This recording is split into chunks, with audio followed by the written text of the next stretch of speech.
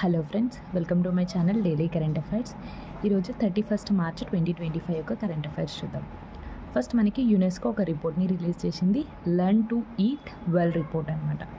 Learn to eat well report UNESCO release చేసింది. ఎందుకు అంటే on the eve of nutrition for growth summit అనేది ఫ్రాన్స్లో జరిగింది. దాన్ని పురస్కరించుకొని యునెస్కో ఈ రిపోర్ట్ని రిలీజ్ చేసింది.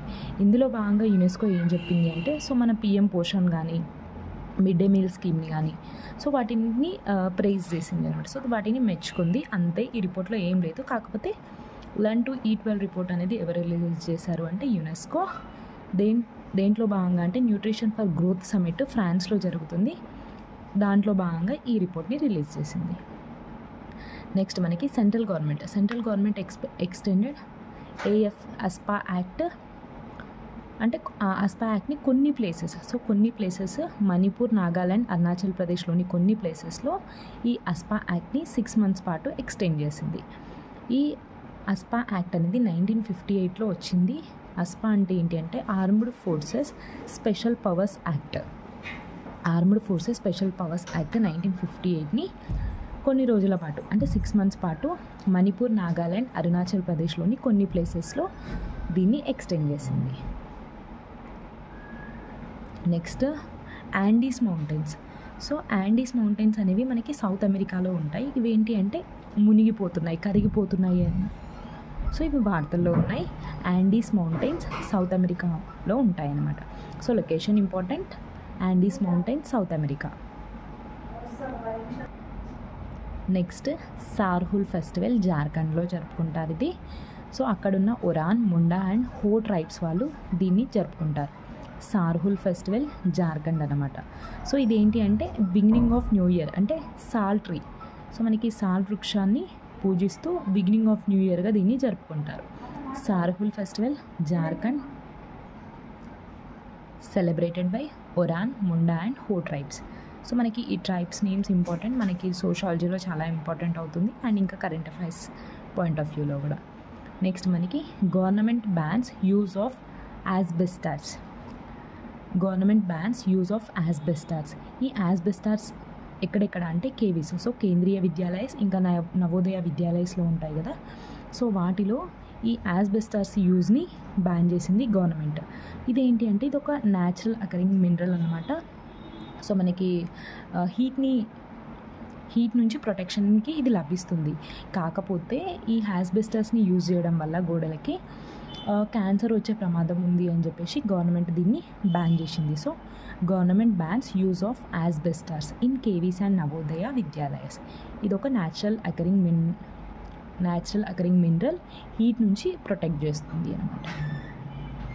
నెక్స్ట్ స్మార్ట్ సిటీస్ మిషన్ యొక్క కాలం అనేది కంప్లీట్ అయిపోయింది. సో స్మార్ట్ సిటీస్ మిషన్ మనకి 2015లో లాంచ్ చేశారు. దీని యొక్క డెడ్ లైన్ అనేది March 31 ఈ రోజుతోటి ఎండ్ అవుతుంది. సో స్మార్ట్ సిటీస్ మిషన్ 2015లో దీని యొక్క డెడ్ లైన్ అనేది ఈ రోజుతోటి కంప్లీట్ అవుతుంది. సో February 2025 వరకు 7491 ప్రాజెక్ట్స్ని ఈ స్మార్ట్ సిటీస్ మిషన్లో భాగంగా కంప్లీట్ అయ్యాయి. దాంతోపాటు 567 ప్రాజెక్ట్స్ అనేవి ఇంకా ఆన్గోయింగ్లో ఉన్నాయి అన్నమాట. సో మనకి స్మార్ట్ సిటీస్ అంటే ఏంటి, ఒక 100 సిటీస్ని ఎంచుకొని డెవలప్ చేయడం అని కదా. సో అది అనమాట. స్మార్ట్ సిటీస్ మిషన్లో 2 కాంపోనెంట్స్ ఉంటాయి. అదేంటిదంటే ADB ఏరియా బేస్డ్ అప్రోచ్ ఉంటుంది, ఇంకా పాన్ సిటీ ప్రాజెక్ట్స్ ఉంటాయి. సో ఇవి మనకి చాలా ఇంపార్టెంట్. ఐ థింక్ Group 3లో అనుకుంటా మనకి యాక్లరేటెడ్ ఇరిగేషన్ బెనిఫిట్ ప్రోగ్రామ్ దాని గురించి, అందులో ఉన్న అప్రోచెస్ గురించి అడిగారు. సో అందుకే నేను ఇది రాసుకున్నాను.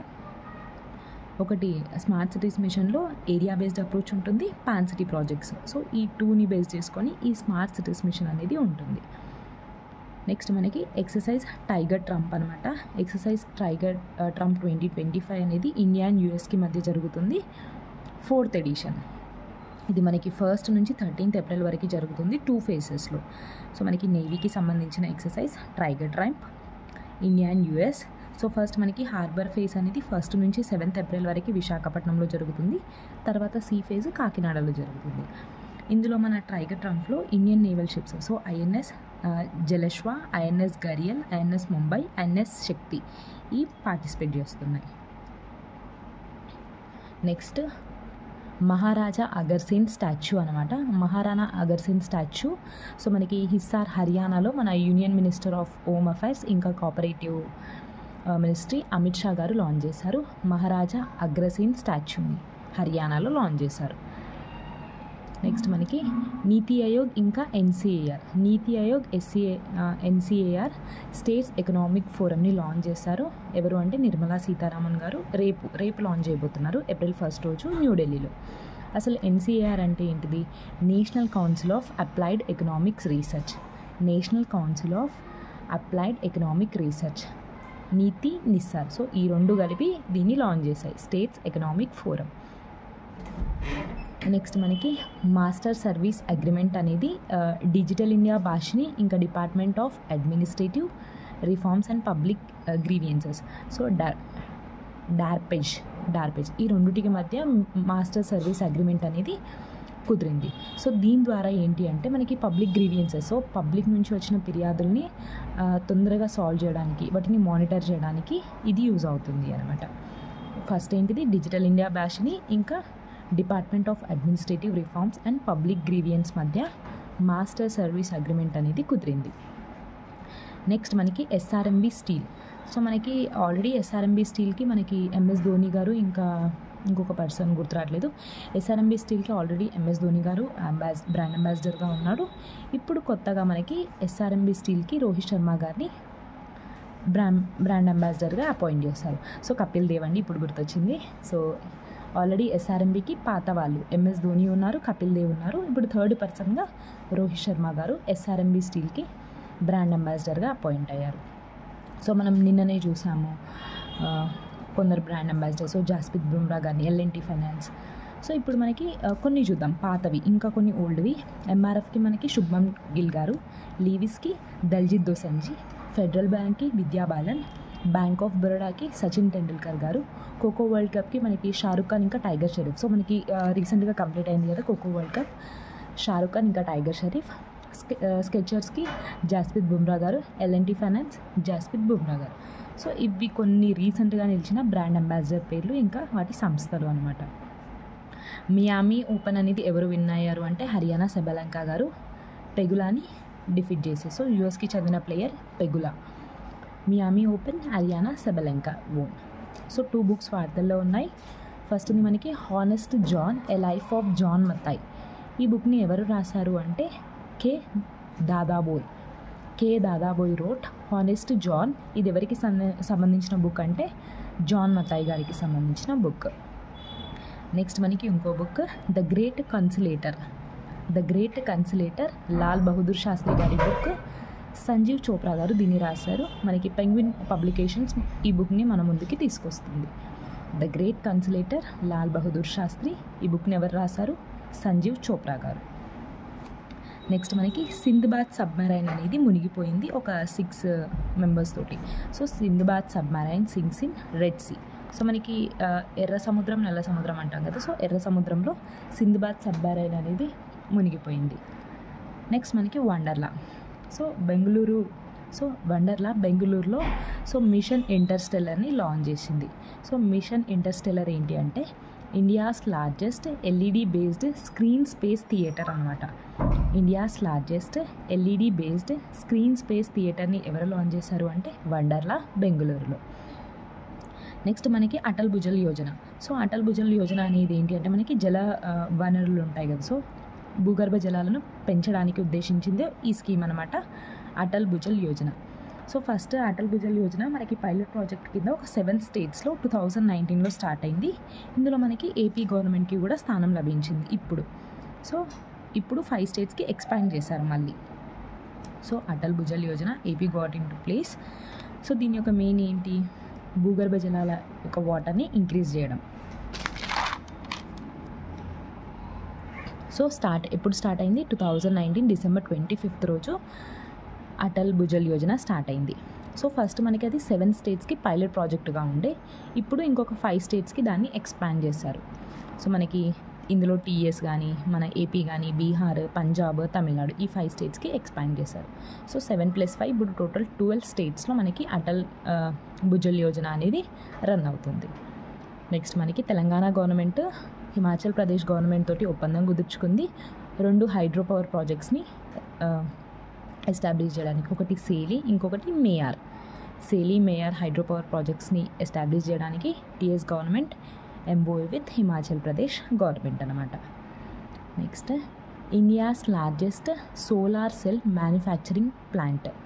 India's largest solar cell manufacturing plant మనకి చిక్లీ గుజరాత్లో పెట్టబోతున్నారు విత్ 5.4 గిగావాట్స్ తోటి. India's largest solar cell manufacturing plant Chikhli గుజరాత్లో ఎవరు పెడుతున్నారు అంటే వారీ ఎనర్జీస్ లిమిటెడ్ అనే సంస్థ. వారీ ఎనర్జీస్ లిమిటెడ్ అనే సంస్థ. నెక్స్ట్ మనకి వైట్ షార్క్స్. సో మనకి నీళ్ళల్లో మనకి సముద్రంలో నివసించే ఒక చేప లాంటిది అనమాట ఇది వైట్ షార్క్స్. సో దీని యొక్క జనాభా అనేది తగ్గిపోతుంది అని చెప్పేసి చెప్తుంది. సో మనకి వైట్ షార్క్స్ అనేవి మనకి సౌత్ ఆఫ్రికా ఫాల్స్ బేలో ఇవి ఉంటాయి. సో మనకి గ్రేట్ వైట్ షార్క్స్ అనేవి వాటి యొక్క జనాభా తగ్గిపోతుంది. ఇవి ఎక్కడ ఉంటాయి అంటే సౌత్ ఆఫ్రికా ఫాల్స్ బేలో. సో దీని యొక్క సైంటిఫిక్ నేమ్ కనుక చూసుకున్నట్టయితే కార్చురోడాన్ కార్చరీస్. కార్చురోడాన్ కార్చరీస్ దీని యొక్క సైంటిఫిక్ నేమ్. ఐయుసిఎన్ స్టేటస్ కనుక చూసుకున్నట్టయితే vulnerable. IUCN status vulnerable. So మనకి వరల్డ్లోనే అత్యంత ప్రమాదకరమైన హైవేస్ అనమాట అసలు, లేదా రోడ్వేస్. వరల్డ్లోనే అత్యంత ప్రమాదకరమైన రోడ్వేస్ ఏమున్నాయి అని చెప్పేసి ఒక రిపోర్ట్ని జుటోబీ అనే సంస్థ, యూఎస్ఏకి చెందిన సంస్థ అనమాట, రిలీజ్ చేసింది. దాంట్లో కనుక చూసుకున్నట్టయితే అత్యంత ప్రమాదకరమైన రోడ్స్ ఎక్కడ అంటే మనకి సౌత్ ఆఫ్రికాలో ఉన్నాయి. ఇండియా ప్లేస్ 5th అనమాట. అదే సేఫెస్ట్ కనుక చూసుకున్నట్టయితే, సో సురక్షితంగా సేఫెస్ట్గా ఉండే రోడ్స్ లేదా హైవేస్ నార్వే 4th టైం కూడా ఫస్ట్లోనే ఉంది నార్వే సేఫెస్ట్ దాంట్లో. అదే ప్రమాదకరంగా సౌత్ ఆఫ్రికా, సేఫెస్ట్ అయితే నార్వే. ఇండియా ప్లేస్ రిస్కీలో మాత్రం 5th ప్లేస్. బెంగళూరుకి చెందిన ఒక స్కై ఎయిర్ అనే సంస్థ డ్రోన్స్ ద్వారా గూడ్స్ని ఒక 7 minutesలో డెలివరీ చేస్తుంది. సో బెంగళూరుకి చెందిన స్కై ఎయిర్ అనే సంస్థ deliver goods in 7 minutes using drones. Next మనకి నిసార్. సో నాసా ఇంకా ఇస్రో సంయుక్తంగా తయారు చేస్తున్న శాటిలైట్ నిసార్ని ఈ జూన్లో లాంచ్ చేయబోతున్నాము అని చెప్పేసి షెడ్యూల్ వార్తల్లోకి వచ్చింది. NISAR satellite going to launch in June. ఎక్కడి నుంచి మనకి షార్, సో మనకి సతీష్ ధావన్ స్పేస్ సెంటర్ శ్రీహరికోట నుంచి 2nd లాంచ్ ప్యాడ్ నుంచి దీన్ని లాంచ్ చేయబోతున్నారు.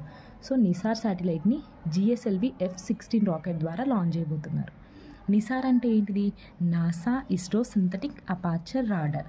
ఇదేంటి అంటే నిసార్ అనేది ఏంటి అంటే ఒక రిమోట్ సెన్సింగ్ శాటిలైట్ అనమాట. నిసార్ అనేది ఒక రిమోట్ సెన్సింగ్ శాటిలైట్. దీన్ని జూన్ 1వ వారంలో లాంచ్ చేయబోతున్నారు శ్రీహరికోట నుంచి GSLV F-16 రాకెట్ ద్వారా. Next international Ramayana conclave. So ఇది మనకి కొలంబో శ్రీలంకలో జరిగింది.